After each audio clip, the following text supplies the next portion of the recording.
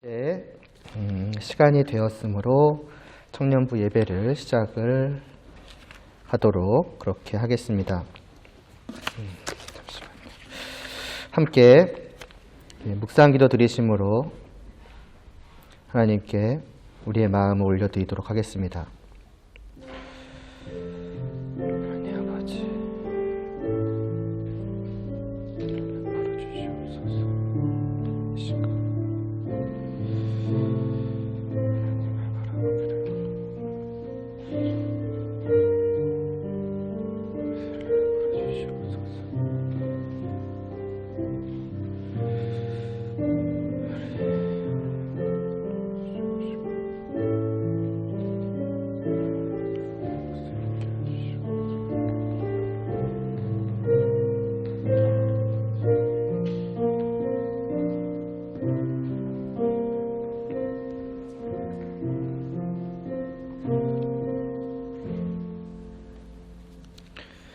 아버지께 참되게 예배하는 자들은 영과 진리로 예배할 때가 오나니 곧 이때라.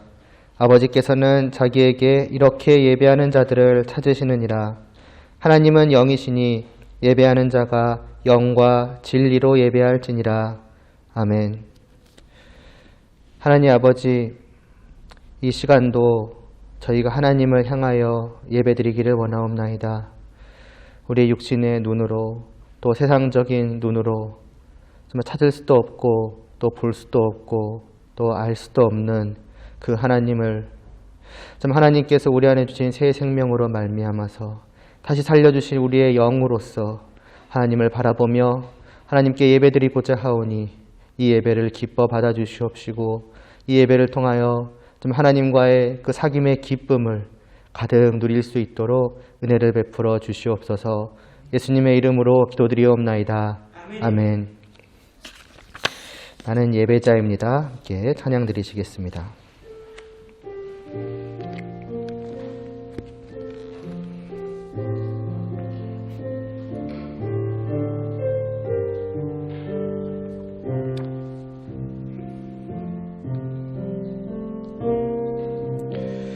나는 하나님을 예배하는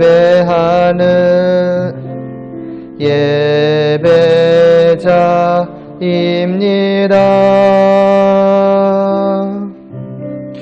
내가 서 있는 곳 어디서나 하나님을 예배합니다. 내 영혼 거룩한 은혜를 향하여 내 마음 완전한 하나님 향하여 이곳에서 바로 이 시간 하나님을 예배합니다. 한 번 더 찬양 드리시겠습니다. 나는 하나님을 예배하는 예배자입니다. 내가 서 있는 곳 어디서나 하나님을 예배합니다. 내 영혼 거룩한 은혜를 향하여 내 마음 완전한 하나님 향하여 이곳에서 바로 이 시간 하나님을 예배합니다.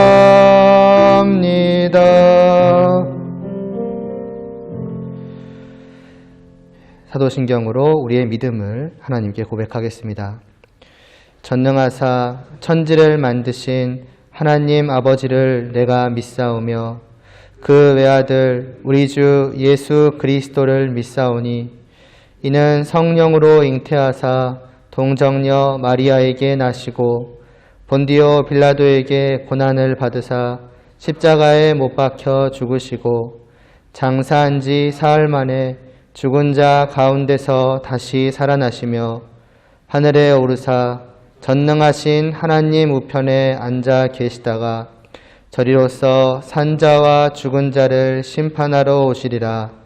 성령을 믿사오며 거룩한 공회와 성도가 서로 교통하는 것과 죄를 사하여 주시는 것과 몸이 다시 사는 것과 영원히 사는 것을 믿사옵나이다. 아멘. 내가 주인 삼은 함께 찬양 드리시겠습니다.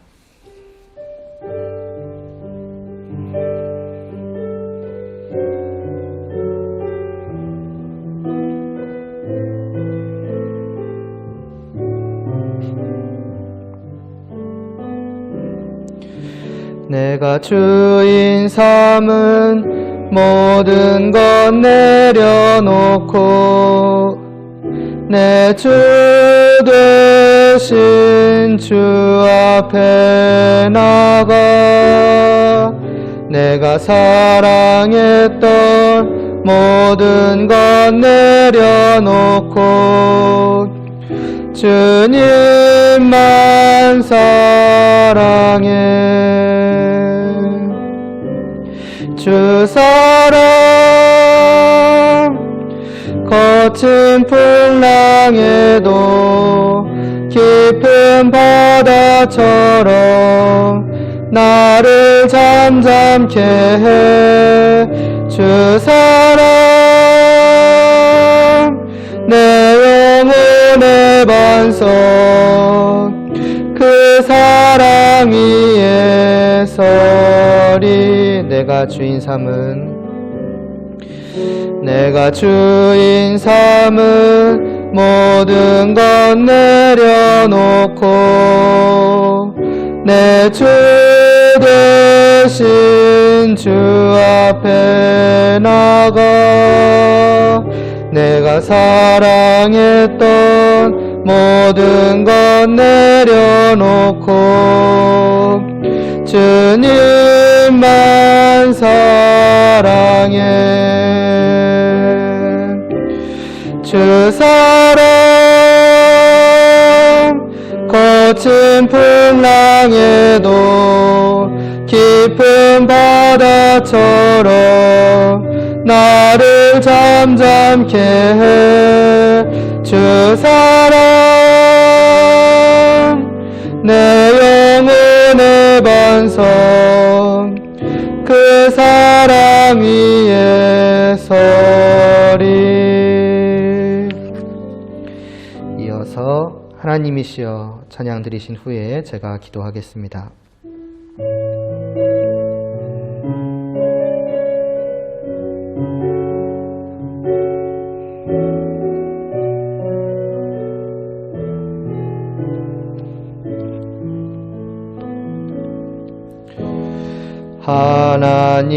하나님이시여 하나님이시여 주는 나의 하나님이시로다.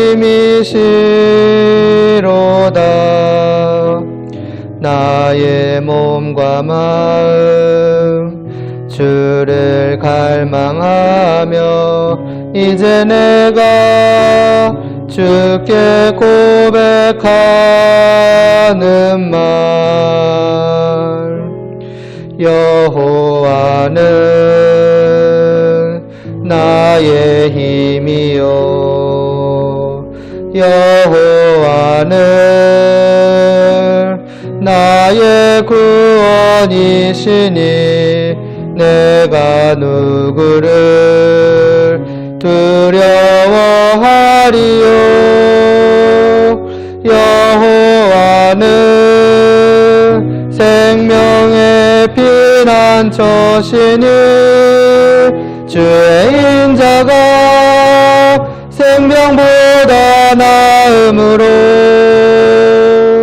내 입술이 여호와를 찬양하리. 내 평 평생에 주를 찬양하며 주의 이름으로 내 손 들리라. 한 번 더 찬양 드리시겠습니다. 하나님이시여 하나님이시여 주는 나의 하나님이시로다.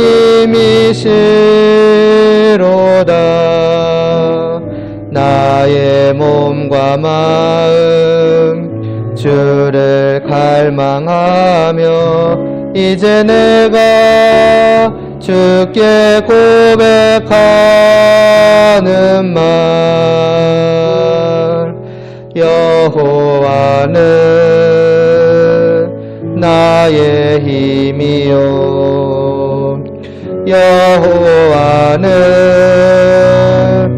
나의 구원이시니 내가 누구를 두려워하리요. 여호와는 생명의 피난처시니 주의 인자가 생명보다 나음으로 내 입술이 여호와를 찬양하리. 내 평생에 주를 찬양하며 주의 이름으로 내 손 들리라.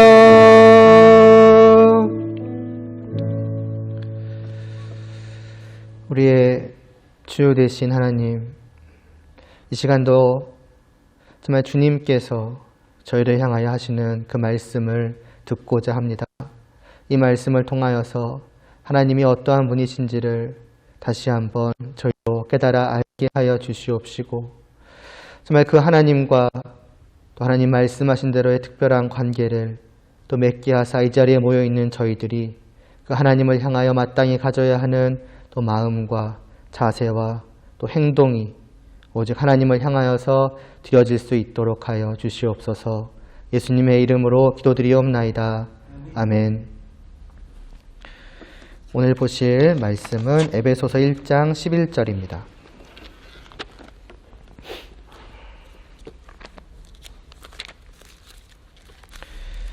에베소서 1장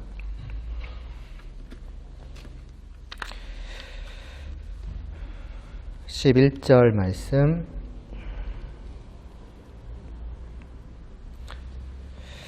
제가 하나님의 말씀을 봉독하겠습니다. 모든 일을 그의 뜻의 결정대로 일하시는 이의 계획을 따라 우리가 예정을 입어 그 안에서 기업이 되었으니. 아멘. 우리 지난 시간부터 이제 11절부터 14절까지의 말씀을 보고 있죠. 그리스도 안에서 모든 것이 이제 통일되게 하신다. 모든 것이 하나로 연합되게 하신다라는 그 하나님의 말하자면은 창조 때로부터 모든 역사 속까지 이제 이어지는 그 계획이 이제 11절부터 14절까지의 말씀을 통해서 실제 역사 속에서 어떤 식으로 진행되었고, 다르게 말하면 하나님께서 어떤 식으로 이 계획을 이제 실제로 이루어 가셨는가를 우리가 보았었습니다. 그러니까 특별히 우리 사람을 중심으로 해서 먼저는 이제 이스라엘 백성들, 그러니까 유대인들이죠. 유대인들을 부르셨고, 그리고 그 다음에 이제 그때까지는 하나님 나라 밖에 있는 자들, 외인인 자들, 그래서 이방인이라고 불리웠던 아무런 하나님에 대한 소망이 없었던 자들까지도 하나님께서 이제 불러오셨다. 그렇게 주님 안에서 정말 이전까지는 하나님 나라 밖에 있던 자들과 이미 하나님 나라 안에 있는 자들이 하나가 되었고, 또 그런 하나님의 역사 속에서 오늘 우리들, 이 당시에 말하자면 이방인들이라면 오늘 우리도 마찬가지죠. 본래는 이제 이스라엘 백성들이 아닌 하나님 나라 밖에 있던 우리들까지도 다 주님 안으로 들어오게 되었다. 그래서 크게 보면은 유대인과 이방인이지만은 또 우리끼리 보면은 우리 역시도 서로가 어떻게 보면 관계가 없는 어떤 무관계라고 할 수 있는, 또 거의 뭐 남남으로 지냈다고 할 수 있는 그러한 사람들이 다 주님 안에서 이렇게 하나로 모이게 되었다. 단지 어떤 교회 공간 안에 하나로 모인 그런 부분이 아니라 영적으로 하나로 연합된 자들이 되었다. 맞아, 이렇게 우리는 하나님의 계획 안에 있으며 그 계획의 실행을 우리는 지금 몸소 체험하고 있다, 경험하고 있다. 이렇게 볼 수가 있는 것입니다. 그리고 이렇게 이제 하나님께서 이제 역사 속에서 자신의 계획을 이루어 가신 것에 대해서 이제 오늘은 11절부터 해서 다시 조금 더 자세하게 좀 살펴보려고 합니다. 사도 바울은 이 11절 말씀에서 그러니까 구약 때에는 이스라엘 백성들이라 불리웠고 또 신약에 와서는 유대인들이라 불리웠던 이 우리죠. 이 우리들이 주님 안으로 들어오게 되었다. 하나님께서 주님 안으로 부르셨다라는 그 사실에 대하여서 우리를 그 안에서 기업이 되었다라고, 그러니까 기업이 되게 하셨다라고 말씀을 합니다. 다시 말해서 하나님께서 주님 안에서 우리를, 그러니까 이 이스라엘 백성들을 하나님의 특별한 소유로 삼으셨다라는 그러한 뜻이었죠. 그래서 우리가 지난 시간에 이제 신명기 말씀도 보았었죠. 여호와의 분깃은 자기 백성이라, 야곱은 그의 택하신 기업이로다. 이제 그런 말씀도 우리가 보았었습니다. 자, 그러면은 이제 왜 이들일까요? 그러니까 왜 수많은 나라, 수많은 민족, 수많은 백성들 가운데에서 하필이면 아브라함이었고 그 아브라함의 후손되는 이스라엘 백성들, 더 나아가 유대인들을 하나님께서 먼저 부르신 것일까요? 이에 대해서 사도 바울은 말씀을 합니다. 모든 일을 그의 뜻의 결정대로 일하시는 이의 계획을 따라 우리가 예정을 입어서 그렇게 됐다라고 말입니다. 우리는 여기서 다시 하나님의 예정을 마주하게 됩니다. 이미 4절에서 우리가 보았었죠. 4절에서는 곧 창세전에 5절이요. 5절에서 그 기쁘신 뜻대로 우리를 예정하사 예수 그리스도로 말미암아 자기 아들들이 되게 하셨다라고. 맞으면 모든 성도들에 대한 하나님께서 미리 정하심이 있었다. 창세전에 모든 성도들에 대한 하나님의 계획이 있었고 하나님께서 그걸 위해서 예정을 하셨고 그래서 주님으로 말미암아서 자기의 자녀들, 양자가 되게 하셨다라는 것에 대해서 우리가 이미 예정이 있음을 보았었는데 여기서 다시 한번 예정이 나오고 있는 거예요. 먼저는 이제 이스라엘 백성들, 모든 성도들에 대한 구원의 예정 속에 하나님께서 먼저 이스라엘 백성들을 부르시기로 정하심이 있었다라고 하는 것입니다. 자, 그런데 우리가 이 앞서 이제 4절에서 이 하나님의 예정에 대해서 보았을 때에 왜 하나님께서 우리를 예정하셨다라고 합니까? 왜 하나님께서 어떤 사람들을 성도로 부르시기로 예정하셨는가? 그 이유, 그 원인, 그런 하나님의 결정, 그 예정에 영향을 미친 것이 무엇이었는가라고 할 때에 우리가 앞서 5절에서는 그 기쁘신 뜻대로라고 합니다. 다시 말해서 그것은 하나님의 선하심이요. 또 우리를 구원하시기를 기뻐하시는 그 우리를 향한 하나님의 사랑이 그 이유요, 그 원인이었다라고 하는 것입니다. 다시 말해서 어떤 우리 편에서 어떤 다른 이유나 원인이 있었던 것이 아니죠. 그것은 전적으로 하나님의 선하심이요, 하나님의 기뻐하심이요, 하나님의 사랑이 그 이유요, 원인이었다라고 하는 것입니다. 그래서 우리가 이 예정을 통해서 하나님이 바로 이와 같으신 분이시구나라고 하는 것을 이제 알 수가 있었죠. 그리고 이제 오늘 이 11절 말씀에서 우리가 또 다시 이제 예정을 보면서 우리가 보게 되는 것은 무엇이냐면은 사도 바울은 여기서 그 하나님의 그 예정에 있어서 또 다른 부분이라고 할까요? 그러니까 또 다른 이유가 있다라는 것을 우리에게 알려줍니다. 그러니까 왜 하나님께서 말하자면 이 이스라엘 백성들을 예정하셨는가? 그 이유, 그 원인이 도대체 어디에 있는가? 무엇이 그 하나님의 말하자면 그 예정에 영향을 미쳤는가라고 할 때에 우리가 다시 한번 제가 읽으면은 모든 일을 그의 뜻의 결정대로 일하시는 이의 계획에 따라서, 그러니까 이게 이유인 거죠. 이게 원인인 거예요. 그러하셨다라고 합니다. 이스라엘 백성들을 먼저 부르신 것에는 하나님의 계획이 있었다는 거예요. 하나님의 목적이 있었다는 거죠. 물론 정말 넓게 크게 보면은 그것은 이미 앞에 10절에서 말했던 대로 주님 안에서 모든 것을 통일하기로 하시는 그 하나님의 계획에 따라서이지만은 또 잘게 쪼개서 보면은 또 이들만을 택하신, 그러니까 이들만을 먼저 부르신 그 이유, 그러니까 그 계획, 그 목적도 하나님에게는 분명히 있었습니다. 뒤에 이제 나중에 12절에서 우리는 보게 될 것인데 일단은 그랬다는 거예요. 자, 그런데 그 하나님의 계획에 도대체 영향을 미친 것이 무엇인가라고 할 때에 그 앞에 나오는 것이 뭐냐면은 그의 뜻이라고 합니다. 뭐예요? 하나님의 뜻. 그러니까 하나님께서는 다른 무언가 혹은 다른 누군가로부터 영향을 받으셔가지고 이와 같은 계획을 세우시기로 말하자면 정하신 것이 아닌 것입니다. 오직 그 하나님의 계획, 그러니까 누군가를 예정하시기로 하시는 그 하나님의 계획, 그 목적에 영향을 미친 것은 단 하나님 자신의 뜻, 오직 그것만이 있을 뿐이라는 거예요. 좀 더 우리식으로 말하자면 워낙 이제 우리들 사이에서는 이게 부정적인 뉘앙스를 풍기고 있지만은 그냥 그 말 그대로 말하자면은 그냥 하나님 마음이라는 거예요. 내 마음이다, 내 마음이야. 누가 너 왜 그런 거야? 뭐 어떻게 한 거야? 라고 했을 때에 우리가 때는 그렇게 말하죠. 그냥 내 마음이야. 다른 이유가 없어. 그냥 내 마음이야. 마치 그런 겁니다. 그냥 부정적인 뉘앙스를 빼고 그냥 들어보세요. 그냥 하나님 마음이라는 겁니다. 구원과 관련해서 뭐 이미 앞에서도 말씀드렸지만 제가 종종 말씀드리는 것은 우리 편에서는 아무런 이유가 없다고 하지 않았습니까? 그래서 다시 한번 보게 되는 거예요. 물론 물론 죄인인 우리가 하나님의 어떤 결정에 영향을 드릴 만한 어떤 선하고 의로운 무언가를 하나님께 해드릴 수도 없지만은 그러나 그것을 다 제쳐놓고서도 애시당초 하나님께서는 누군가에게 영향을 받으시는 분이 아니라고 하는 것입니다.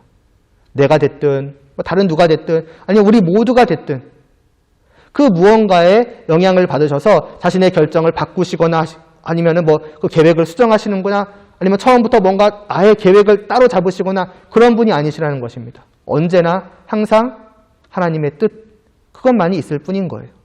그러니까 이렇게 보더라도 우리는 뭘 확실하게 알 수 있냐면 구원이라고 하는 것 내가 구원을 받았다라고 하는 것은 절대로 내 어떤 것이 있을 수가 없구나 하는 것을 다시 한번 확인하는 거죠.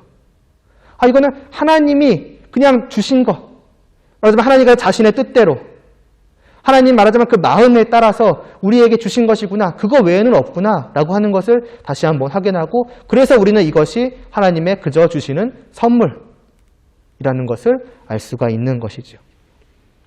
자, 그런데 심지어 이것이 어느 한 부분에 있어서도 아니라는 것을 우리가 알 수 있죠.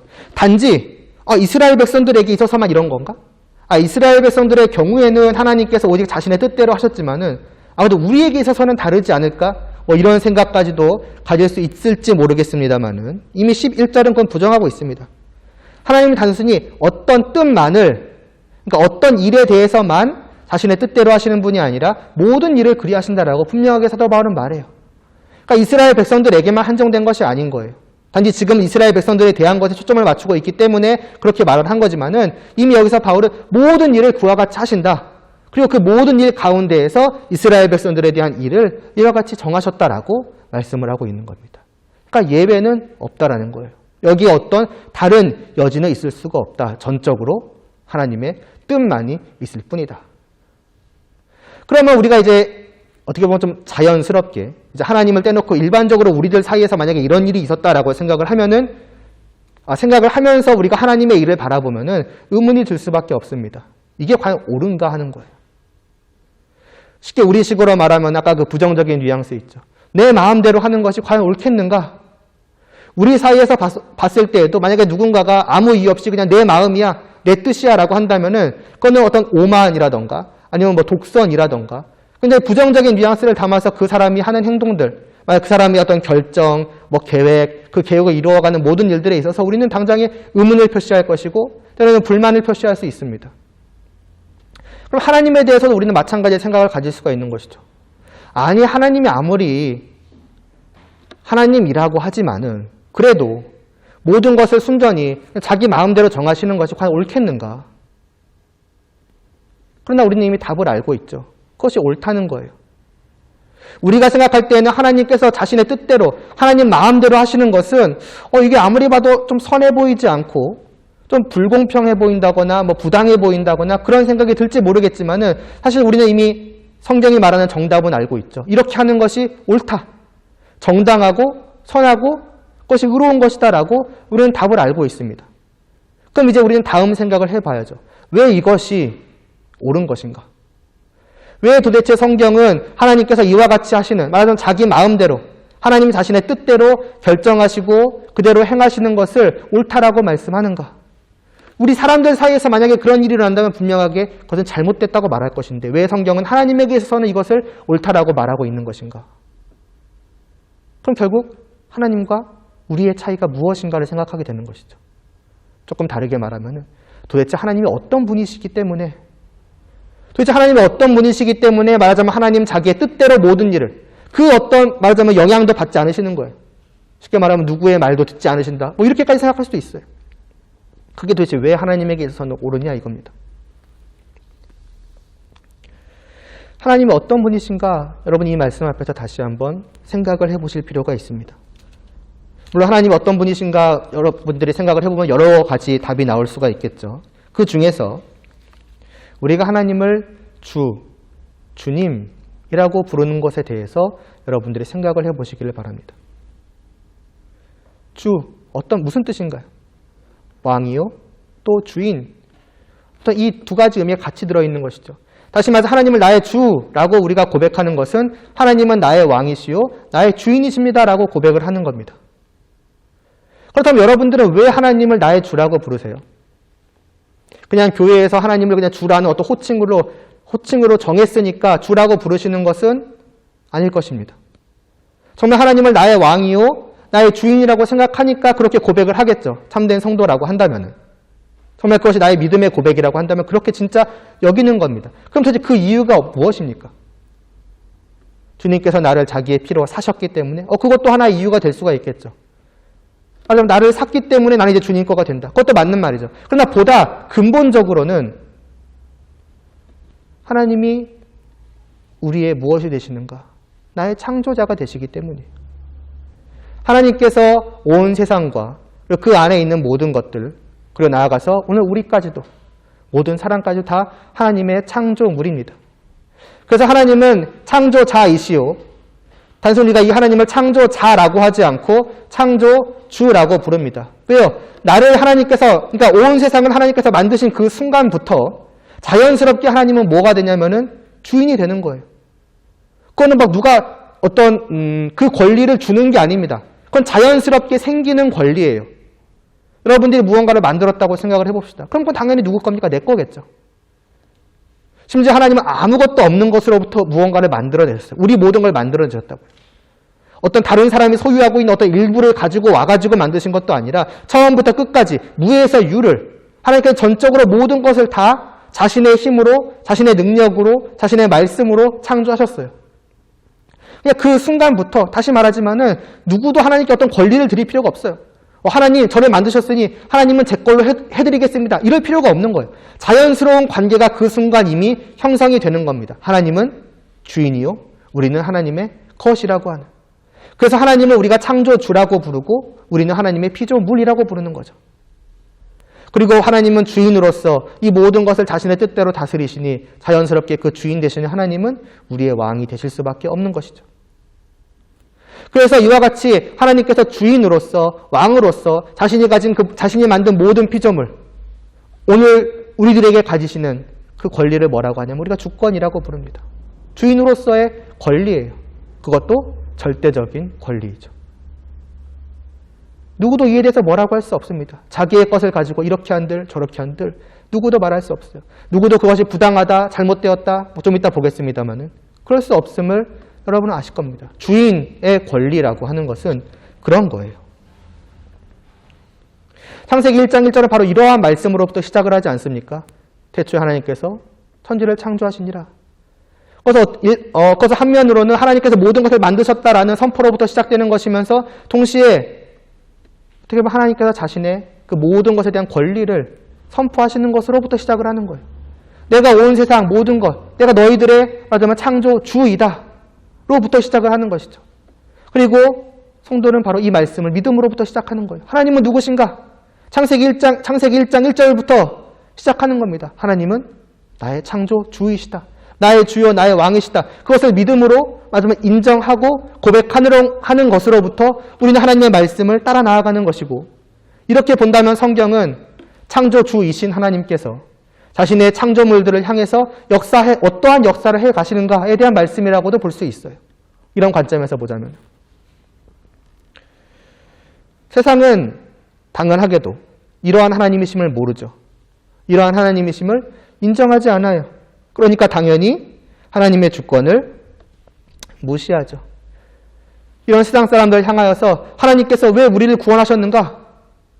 그거는 하나님 마음이야. 하나님께서 그냥 그렇게 뜻하셨어. 우리가 뭘 했기 때문에 내가 어떠해서가 아니라 그냥 하나님께서 자기 뜻대로 그렇게 정하신 거야. 그리고 그렇게 지금까지 해오셨어 라고 말한다면은 그것을 인정하지 않을 겁니다. 받아들이지 않을 거예요. 그리고 부당하다 말할 거예요. 왜 그러겠습니까? 하나님을 모르기 때문이에요. 하나님이 창조주이시라는 그 사실을 인정하지 않기 때문이죠. 세상은 그럴 수밖에 없다는 것을 우리는 압니다. 문제는 우리예요. 과연 우리는 어떠냐는 거죠. 우리는 하나님을 분명히 주라고 어떻게 보면 찬양 가운데에서 또 우리의 기도 속에서 고백하는 자요, 찬양하는 자인데 과연 우리는 하나님을 이와 같이 생각을 하고 이러한 하나님의 권리를 인정하느냐 하는 것입니다. 그런 것들은 이와 같은 말씀을 통해서 나타나는 거예요. 왜 먼저 이스라엘 백성들이야? 아니면은 정말 수많은 정말 모든 사람들이 죄인인데 왜 누구는 구원하시고 누구는 안 구원하셔? 이런 것들.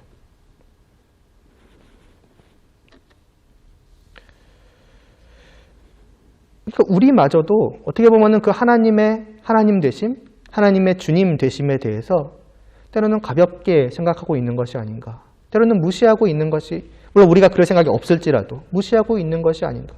그래서 말하자면 하나님이 여기 계시고 내가 이와 같은 관계라고 하면은 본래가, 근데 자꾸 하나님을 낮추거나 나를 높이려 드는 거예요. 그래서 하나님이 하시는 그 모든 행동들의 하나하나가 내가 보기에 합당한 이유들이 없으면 자꾸 납득을 안 하려고 해요. 그에 마땅한 하나님 이유를 대셔야 하는 것 아니겠습니까?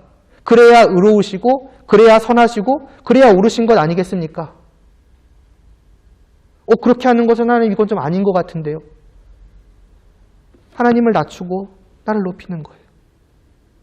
그래서 성경 안에도 실제로 그러한 사람들이 있었던 것입니다. 로마서 말씀에서 실제로 사도 바울은 이 문제에 대한 그 어떤 사람들의 그냥 불만이 가득 담긴 그 의문에 답하여 말하고 있습니다. 잠깐 로마서 9장을 보시면은 정확히 그러한 의문들이 나옵니다.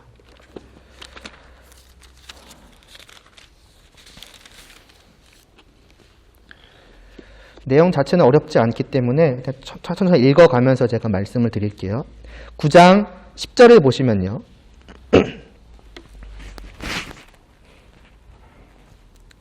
이런 말씀이 있습니다. 이제 이삭과 리브가의 자식들, 누구와 누구입니까? 당연히 이제 야곱에 대한 것이죠.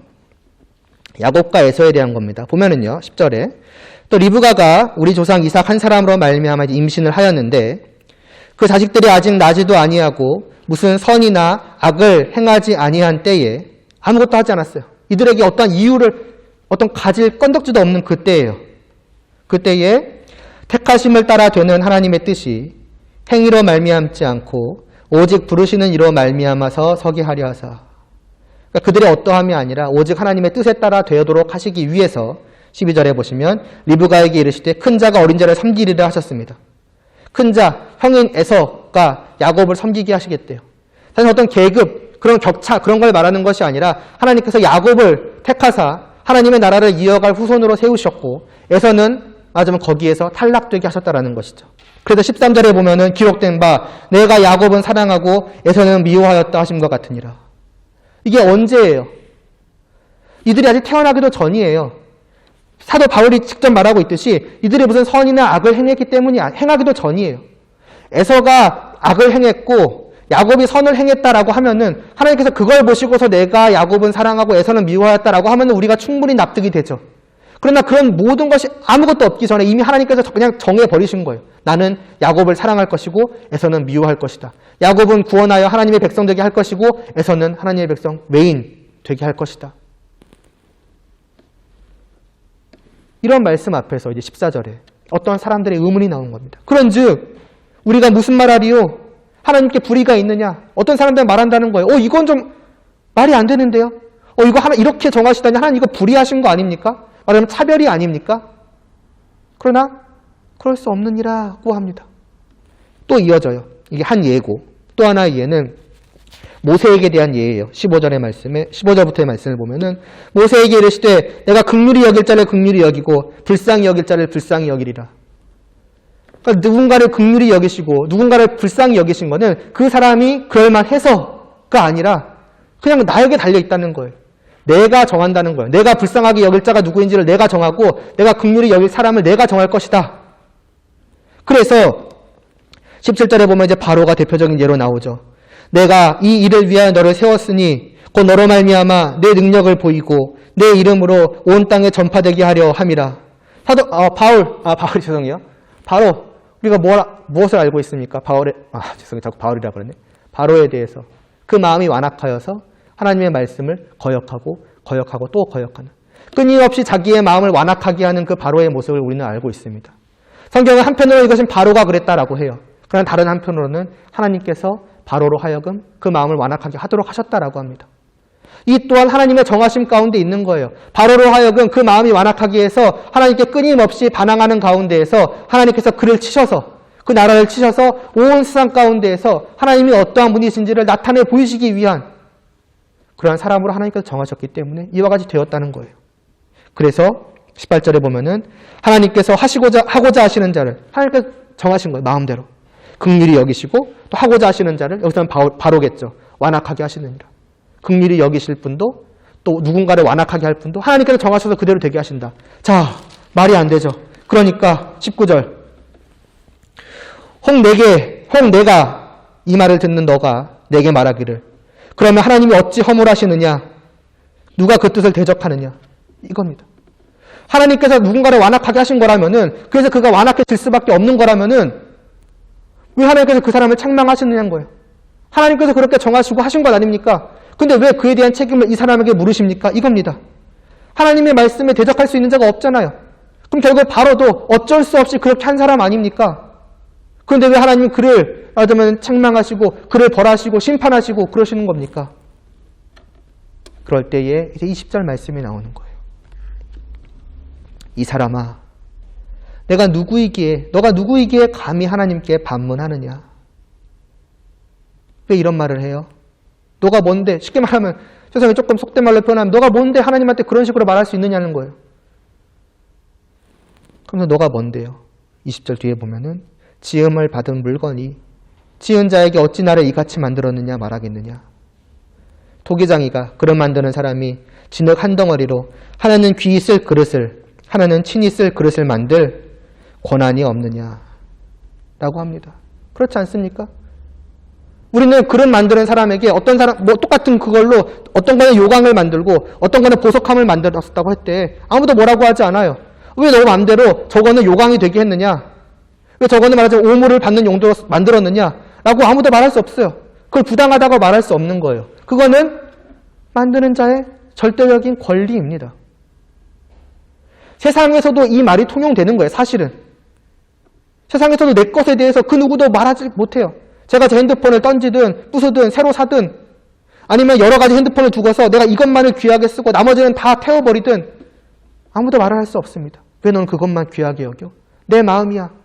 바로 너 마음이지. 끝나는 거예요. 너가 생각한 게 그렇게 생각했다면 그것이 옳은 것이지. 왜? 너는 그것에 대한 절대적인 권리가 있잖아. 사실 잘 생각해보면은 세상에서도 이러한 말을 우리는 합니다. 그래서 사도 바울은 말하는 거예요. 22절부터. 만일 하나님이 그의 진노를 보이시고 그의 능력을 알게 하고자 하사 멸하기로 준비된 진노의 그릇, 똑같이 이제 그릇에 대한 비유를 하시는 거죠. 그릇을 오래 참으심으로 관용하시고 또 영광 받기로 예비하신 바 긍휼의 그릇에 대하여 그 영광의 풍성함을 알게 하고자 하셨을지라도 무슨 말 하겠느냐. 하나님의 능력을 보이시기 위하여서 어떤 이 사도 바로와 같은 사람들을 지으셔서 그로 하여금 하나님의 진노의 대상이 하게 하셨고 또 어떤 자들, 여기서 뭐 이스라엘 백성도 되겠죠. 이스라엘 백성들은 똑같은 죄인이지만은 그들을 용서하셔서 구원하심으로 말미암아서 하나님의 그 은혜와 사랑이 얼마나 크신지를 나타내 보이기로 하셨다.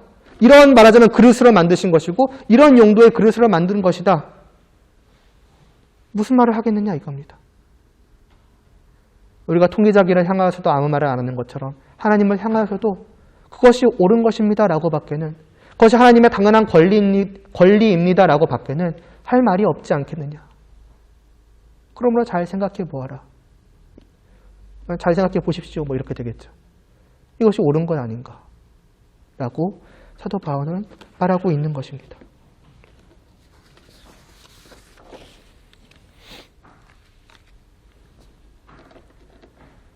우리가 이것을 하나님에게 있어서 부당하다라고 만일에 생각을 한다면은 그 이유는 하나입니다.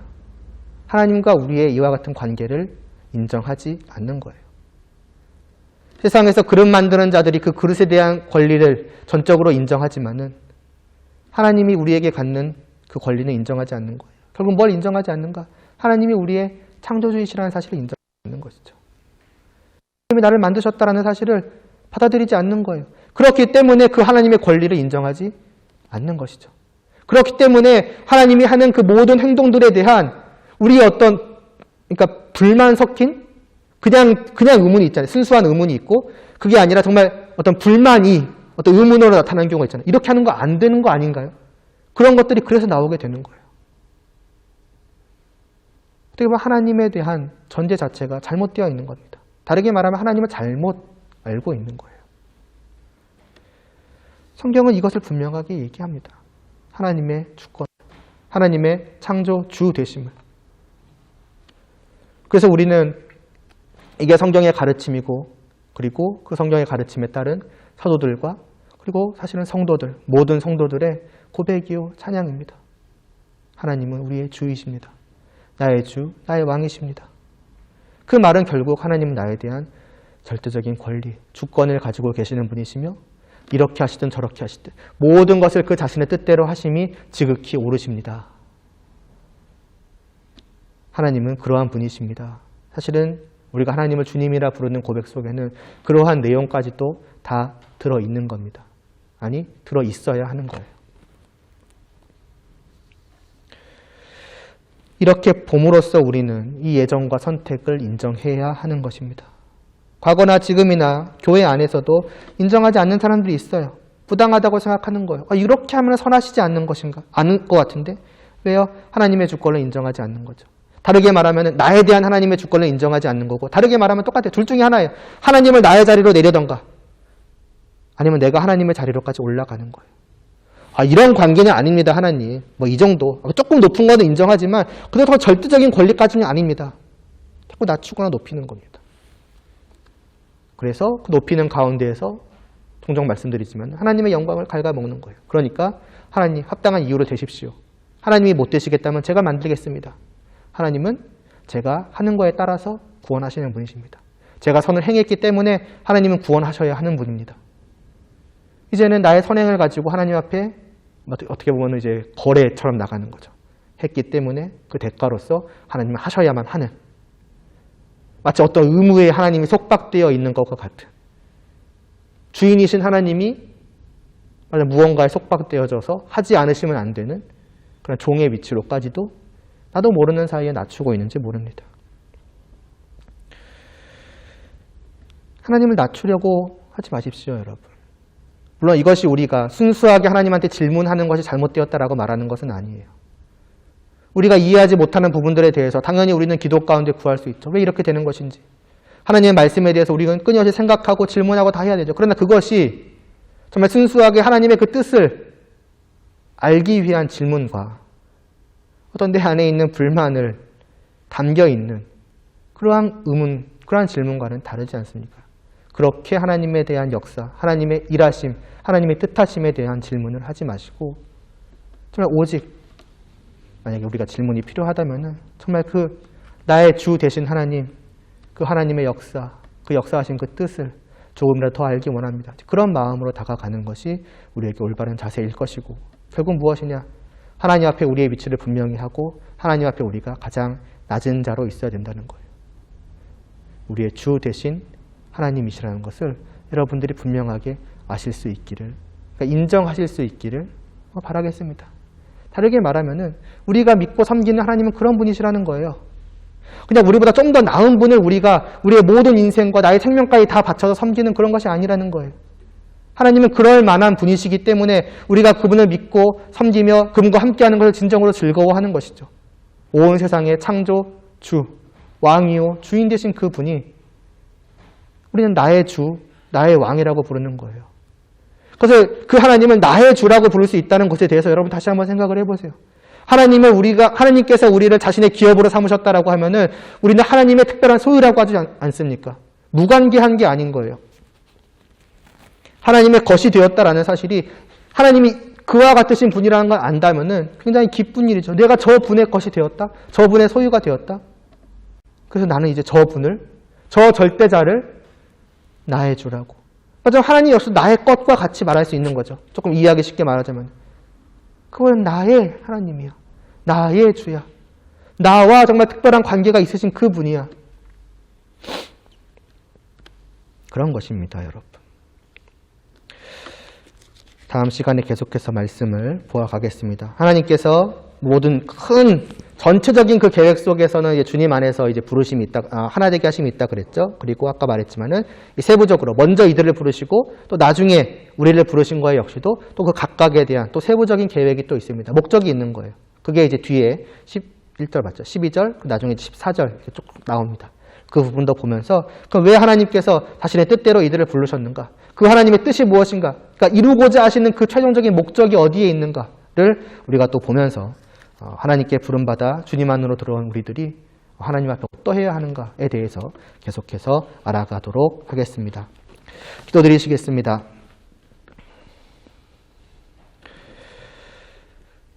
우리의 주 되신 하나님 아버지, 하나님이 바로 우리의 주인이요 우리의 왕이십니다. 그렇기에 하나님께서는 모든 것을 자신의 뜻의 결정대로 정말 예정하시고 또 그대로 행하시는 것이 지극히 정당하시고 올바르시고 또 의로우시고 또 선하십니다. 오늘 이 말씀을 통하여 하나님과 우리의 관계를 다시 한번 확실하게 할 수 있게 하여 주시옵소서. 하나님이 어떠한 분이신지를 저희가 마음으로부터 다시 한번 인정하고 또 받아들이게 하여 주시옵시고 정말 그 말 속에 포함된 그 모든 의미를 그대로 정말 깨달아 알고 또 시인하는 자로서 하나님을 나의 주라고 나의 주님이라고 고백할 수 있도록 하여 주시옵소서. 예수님의 이름으로 기도드리옵나이다. 아멘. 주기도문 드리시겠습니다. 하늘에 계신 우리 아버지여, 이름이 거룩히 여김을 받으시오며 나라에 임하옵시며 뜻이 하늘에서 이루어진 것 같이 땅에서도 이루어지이다. 오늘날 우리에게 일용할 양식을 주옵시고 우리가 우리에게 죄 지은 자를 사하여 준 것 같이 우리의 죄를 사하여 주옵시고 우리를 시험에 들게 하지 마옵시고 다만 악에서 구하옵소서. 대개 나라와 권세와 영광이 아버지께 영원히 있사옵나이다. 아멘.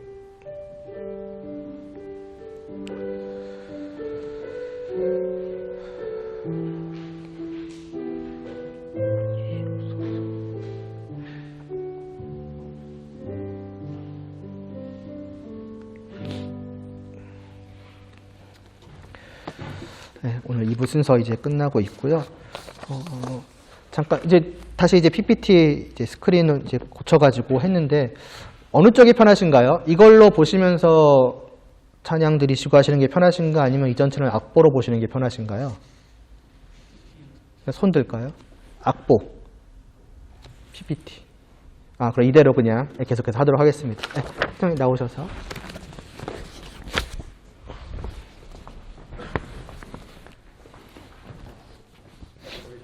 하다가 4분 10분에 시작할게요.